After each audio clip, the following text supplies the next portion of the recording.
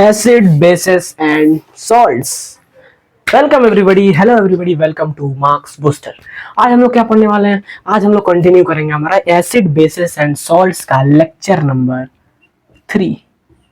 Lecture 3 करेंगे जिसमें हम लोग करेंगे सॉल्ट्स वाले पोर्शन। हमने पिछले समय में एसिड बेसिस को अच्छी तरह समझ लिया, केमिकल प्रॉपर्टी, सारी चीजें, पीएच वगैरह सब। बट एक इंपॉर्टेंट चीज बची जिससे क्वेश्चंस आते हैं भर भर के, वो है सॉल्ट्स। ठीक है, तो अब हम लोग कंटिन्यू करते हैं सॉल्ट्स को। उससे पहले सब्सक्राइब कर दो। चलिए शुरू करते हैं आज के इस वीडियो को। सॉल्ट सबसे पहले होता क्या है? देखो, जब एसिड और बेस मिलते हैं ना तो वो सॉल्ट बनाते हैं और पानी भी बनाते हैं। तो तुमने पढ़ा आ रहा है, ठीक है। कुछ कॉमन सॉल्ट्स के अगर मैं नाम बताऊं, जैसे पहला सॉल्ट है NaCl, ठीक है, जिसको हम लोग टेबल सॉल्ट भी कहते हैं या कॉमन सॉल्ट भी कहते हैं। समझ पाए? हाँ, NaCl। उसी के साथ साथ रॉक सॉल्ट भी होता है, रॉक सॉल्ट। ये सारे कुछ सॉल्ट्स है, कॉमन सॉल्ट्स।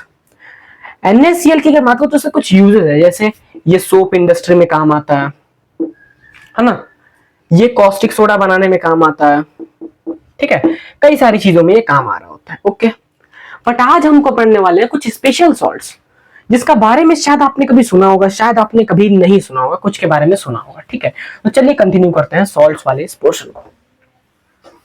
देखो, बहुत ध्यान से देखना, बहुत ध्यान से। आज थोड़ा सा मैं धीरे बोलूंगा, ओके, तो if you don't mind, but कोई बात नहीं, जोश हमारा उतना ही रहेगा। चलिए, सबसे पहला सॉल्ट है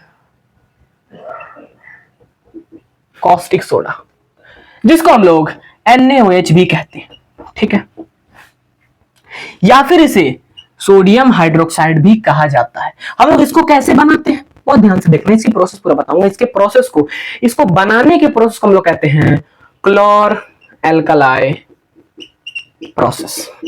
और ध्यान से सुन लेना, ये जो प्रोसेस है ना, ये प्रोसेस आपके एग्जाम में कई बार पूछा जाता है, तो क्लोर एल्कलाई प्रोसेस को ध्यान से समझ लेना।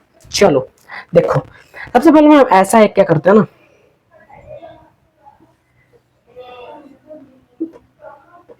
इस तरीके का एक हम लेते हैं ट्यूब। ओके, इस तरीके का हम लेते हैं, इसमें हम लोग यहां पर डालते हैं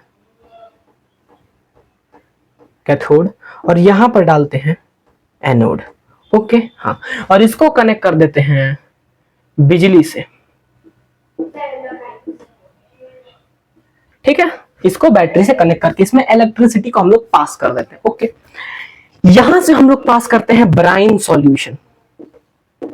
ये ब्राइन सॉल्यूशन क्या होता है भाई? ब्राइन सॉल्यूशन मतलब NaCl का सॉल्यूशन, NaCl को पानी में मिलाकर, ठीक है, तो ब्राइन सॉल्यूशन पास करते हैं यहां पर, ठीक है, ठीक है। और जैसे हम लोग ब्राइन सॉल्यूशन पास करते हैं, इलेक्ट्रिसिटी देते हैं, तो जो NaCl था वो टूट जाता है और जो पानी था इसके अंदर वो भी टूट जाता है। NaCl Na+ के अंदर कन्वर्ट हो जाता है और Cl नेगेटिव के अंदर, और पानी H+ के अंदर और OH नेगेटिव के अंदर। समझे? हाँ, अब देखो क्या होता है, जादू होता है। ये जो H+ है ना, ये H+ जो हाइड्रोजन, ये कैथोड पे चला जाता है। कैथोड ये नहीं है ना, ओ सॉरी, ये हाइड्रोजन कैथोड पे चला जाता है, और ये जो ऑक्सीजन है OH नेगेटिव है, ये एनोड पे आ जाता है। ठीक है, याद रखना, इसका हम लोग क्या कैसे कह सकते हैं, इसे देखो, H हमेशा प्लस में होता है तो हमेशा नेगेटिव के पास जाएगा, यानी कि कैथोड के पास। ऑक्सीजन OH हमेशा नेगेटिव होता है तो हमेशा पॉजिटिव के पास जाएगा, यानी कि एनोड के पास। ओके, हाँ, चला जाता है। अब ये चला जाता है, और क्लोरीन भी हमें देखने को मिलता है, यहीं से हमें क्लोरीन भी यहां से देखने को मिलता है। क्लोरीन गैस भी यहां से निकल रही होती है, इधर से ऐसे।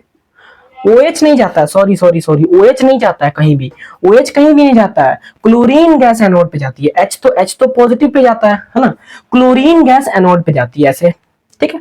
और अब जो ये बचा Na और OH नेगेटिव जो ये बचा, ये कंबाइन करके NaOH बना लेते हैं। क्या? NaOH, और ये हमें मिल जाता है। ये होता है हमारा कॉस्टिक सोडा। बहुत इंपॉर्टेंट प्रोसेस है, ध्यान से देख लो, एक बार नोट कर लो। क्या कहा मैंने? क्या आप सभी को समझ में आया कि जैसे ही मैं इसमें ब्राइन पास करता हूं, ये हो जाता है, इसमें NaCl होता है और पानी होता है। NaCl टूटता है Na+ Cl नेगेटिव में, और वाटर टूटता है H+ और OH नेगेटिव में। अब ये जो Cl नेगेटिव है, ये एनोड पे चला जाता है, एनोड से खत्म हो जाता है, और H+ जो है वो कैथोड से चला जाता है ऊपर। अब OH निगेटिव और Na प्लस बचा, वो कंबाइंड होकर और कास्टिक सोडा हमें दे देता है। ठीक है, प्रोसेस याद रखना, बहुत इंपॉर्टेंट प्रोसेस। इसका रिएक्शन क्या है, तो इसका रिएक्शन ऐसे होता है, देखो NaCl में जैसे ही मैं पानी मिलाता हूं और रिएक्ट करवाता हूं इलेक्ट्रिसिटी पास करके, तो क्या होता है, NaOH बनता है, H2 बनता है और Cl नेगेटिव बनता है, Cl2 गैस निकलता है। ये रिएक्शन है, याद कर लो, देख लो देख लो देख लो देख लो। ठीक है, अब मैं बताता हूं तुम्हें कुछ यूजेस कि NaOH क्या यूज है। तो सोप इंडस्ट्री में काम आता है, पेपर में काम आता है, वगैरह वगैरह काम आता है। Cl नेगेटिव हमें ब्लीचिंग पाउडर बनाने में काम आता है। ठीक है, उसी के साथ साथ डिसइंफेक्शन मतलब कि जो स्विमिंग पूल से उसको साफ करने में काम आता है। और H प्लस एक फ्यूल की तरह काम करता है। इसको नोट करो, पूरा ये प्रोसेस था तुम्हारा। मूव करेंगे नेक्स्ट सॉल्व पे, जो कि है हमारा ब्लीचिंग पाउडर। नेक्स्ट सॉल्व के बारे में जो कि है ब्लीचिंग पाउडर। देखो ब्लीचिंग पाउडर क्या होता है, ब्लीचिंग पाउडर होता है CaOCl2, जिसे हम लोग कहते हैं प्यार से कैल्शियम ऑक्सीक्लोराइड, है ना, और अजीब सा नाम है बट ठीक है, यही है। ओके, अब ये इसका रिएक्शन है। क्या हम लोग करते हैं, क्या इसको बनाने के लिए ब्लीचिंग पाउडर को, कैल्शियम हाइड्रोक्साइड को हम लोग लेते हैं, क्विकलाइम को लेते हैं, क्विकलाइम नहीं है सॉरी, स्लेक्ट लाइम है, उसको हम लोग लेते हैं, स्लेक्ट लाइम को लेते हैं और उसमें से क्लोरीन गैस को पास कर देते हैं। जैसे ही क्लोरीन गैस पास होता है, ये बन जाता है कैल्शियम ऑक्सीक्लोराइड और पानी हमारा निकल जाता है। ये रिएक्शन लिख लो, बहुत इंपॉर्टेंट है।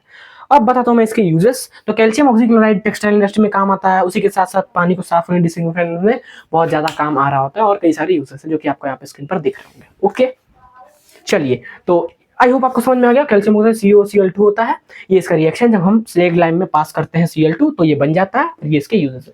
ठीक है, आई होप इससे ज्यादा कुछ पूछा नहीं जाता। नेक्स्ट मूव ऑन करते हैं हमारा जो कि है बेकिंग सोडा। हमारा अगला है बेकिंग सोडा। ये बेकिंग सोडा क्या होता है, तो NaHCO3 होता है हमारा बेकिंग सोडा। समझ गया, बहुत ध्यान से सुनना। ठीक है, अब इसमें हम लोग जो मैन्युफैक्चर करते हैं तो एक प्रोसेस का यूज करते हैं जो कि है सोलवेज प्रोसेस। याद रखना, कभी कभी एग्जामिनेशन में पूछ लिया जाता है। ठीक है, बहुत बढ़िया। अब ये सोलवेज प्रोसेस क्या कहता है, हम NaCl और H2 मतलब ब्राइन सॉल्यूशन लेते हैं, ब्राइन को हम लेते हैं, साथ में अमोनिया डालते हैं और कार्बन डाइऑक्साइड डालते हैं और सबको मिक्स कर देते हैं। क्या क्या, ब्राइन लिया, अमोनिया और कार्बन डाइऑक्साइड मिक्स कर दिया, तो हमारा बना NaHCO3, यानी इसे आप कह सकते हो बेकिंग सोडा। और उसी के साथ साथ NH4Cl भी निकल के आता है। समझ गए, समझ गए, हाँ। ये आपका रिएक्शन था बेकिंग सोडा का। ओके, अब बेकिंग सोडा आपको समझ में आ गया ना कि NaHCO3 होता है। इसका ये रिएक्शन था सोलवेज प्रोसेस से करते हैं, जिसमें हम ब्राइन, अमोनिया और कार्बन डाइऑक्साइड लेके हम लोग इसे करते हैं। ये बहुत ही इंपॉर्टेंट, याद कर लेना। अब नेक्स्ट है इसका यूजेस। इसका सबसे पहला यूज है कि सोडा एसिड फायर एक्सटिंग्विशर में काम आता है। जो सोडा एसिड फायर एक्सटिंग्विशर होता है, आग बुझाने वाला, उसमें काम आता है। एंटासिड की तरह काम करता है, उसमें एंटासिड वाले फैक्ट्रीज में भी कभी कभी काम आ रहा होता है। ठीक है, अब एक और इंपॉर्टेंट यूज है कि वो बेकिंग पाउडर बनाने के काम आता है।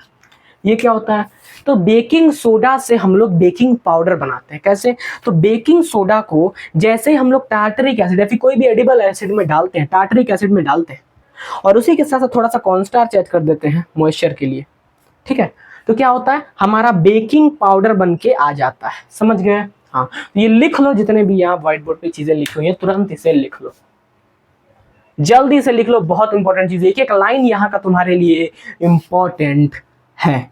ठीक है, समझ में आ गया, एक बार और रिकैप कर लेना। ओके, हाँ, हम लोग मूव ऑन करते हैं नेक्स्ट सॉल्ट के ऊपर, जो कि हमारा वॉशिंग सोडा।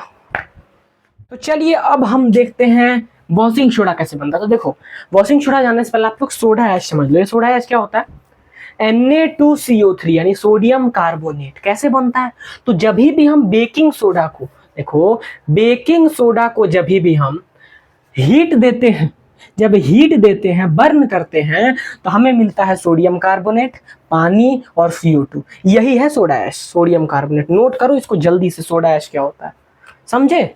जैसे ही हम बेकिंग सोडा को हीट देंगे तो सोडियम कार्बोनेट बनेगा, पानी बनेगा और कार्बन डाइऑक्साइड बनेगा, और यही सोडियम कार्बोनेट सोडा ऐश होता है। समझ में आया, हाँ। बट हमें सोडा ऐश जानना नहीं है, हमें तो ये जानना है वॉशिंग सोडा क्या होता है। तो देखो, वॉशिंग सोडा होता है सोडा ऐश में ही 10 वाटर के मॉलिक्यूल जुड़ जाना, यानी कि Na2CO3.10H2O। जब भी मैं Na2CO3 को पानी से रिएक्ट करूंगा तो ये जुड़ता है और बनाता है Na2CO3.10H2O, यानी कि 10 पानी के मॉलिक्यूल के साथ सोडियम कार्बोनेट। ये है हमारा वॉशिंग सोडा। नोट करो, नोट करो, नोट करो, नोट करो। समझ में आया कैसे होता है, बस सोडा ऐश में पानी जोड़ दिया, कुछ नहीं किया भैया, सोडा ऐश था हमारे पास, उसमें पानी जोड़ दिया, बन गया वॉशिंग सोडा। समझ गए? इसके यूजेस देखते हैं। आइए, यूजेस क्या है? सबसे पहले सोडियम के कुछ कंपाउंड बनाने के काम आता है, जैसे कि बोरेक्स हो गया, है ना। हाँ, उसी के साथ साथ परमानेंट हार्डनेस ऑफ वाटर को रिमूव करता है। एग्जैक्टली आप लोग को याद कर लेना, ये परमानेंट हार्डनेस ऑफ वाटर को भी रिमूव करता है और क्लीनिंग एजेंट की तरह भी कहीं कहीं काम आ रहा होता है। ओके, हाँ, चलिए तो इसे नोट करिए सबसे पहले। आई होप आपने इसे नोट कर लिया होगा। अब हम मूव करते हैं हमारे आखिरी सॉल्व की तरफ, आखिरी टॉपिक की तरफ, जो कि हमारा प्लास्टर ऑफ पेरिस। समझो कि पीओपी क्या होता है और पीओपी कैसे बनता है। आखिरी सॉल्ट है हमारा, ध्यान से सुन लेना, ठीक है। देखो, पीओपी होता है प्लास्टर ऑफ पेरिस, ठीक है। प्लास्टर ऑफ पेरिस का फॉर्मूला होता है CaSO4 डॉट हाफ H2O, आधा पानी का मॉलिक्यूल आकर जुड़ गया। अब देखो, एक जिप्सम नाम का कंपाउंड होता है जो कि होता है CaSO4 डॉट 2H2O, मतलब इसमें 2 H2O होता है। तो जिप्सम को ना, जब हार्ड कंपाउंड होता है एकदम, ठीक है, तो जब हम जिप्सम को हीट करते हैं 100 डिग्री सेल्सियस पे, तो क्या होता है, समझ में आ रहा है तुम्हें? इतना ज्यादा जब हीट देते हैं तो ये पीओपी बन जाता है। जैसे CaSO4.2H2O को, जिप्सम को जैसे हम हीट देते हैं 100 डिग्री सेल्सियस पे, तो ये बन जाता है पीओपी, और उसी के साथ साथ 3/2H2O निकल जाता है। लिख लो इसे, जल्दी लिखो। अब एक बात ध्यान रखना कि ये जो प्रोसेस है ना, ये रिवर्सिबल है। मतलब अगर मैं इसमें फिर पानी डाल दूं तो ये जिप्सम बन जाएगा, इसलिए हमें पीओपी को पानी से दूर रखना होता है। समझ गए? हाँ, पीओपी तो समझ गए। पीओपी का यूजेस क्या होता है? तो पीओपी का यूज होता है कि टॉयज बनाने में, डेकोरेटिव आइटम बनाने में, बोन्स को ज्वाइन करने में, ये सारे इसके यूजेस हैं। एक बार नोट कर लो। कर लिया नोट? यही हमारा एसिड बेसिस सॉल्ट्स खत्म होता है। एक बार पूरे चैप्टर को रिवाइज कर लेना। वाटर ऑफ क्रिस्टलाइजेशन बता दूं तो जब भी किसी कंपाउंड में पानी के मॉलिक्यूल जुड़ जाते हैं तो वो उसके वाटर ऑफ क्रिस्टलाइजेशन कहलाते हैं। वो सिंपल सी टॉपिक है, ठीक है। तो यहाँ हमारा चैप्टर खत्म होता है। आई गेस 3 लेक्चर में आपको एकदम डिटेल में समझाया। क्वेश्चन लगाते रहना, जो मैंने क्वेश्चन दिए वो भी लगाना, एंड सारे के सारे क्वेश्चन लगाना। Bye bye, take care, then subscribe, and मिलते हैं किसी नेक्स्ट वीडियो में। Bye bye, take care.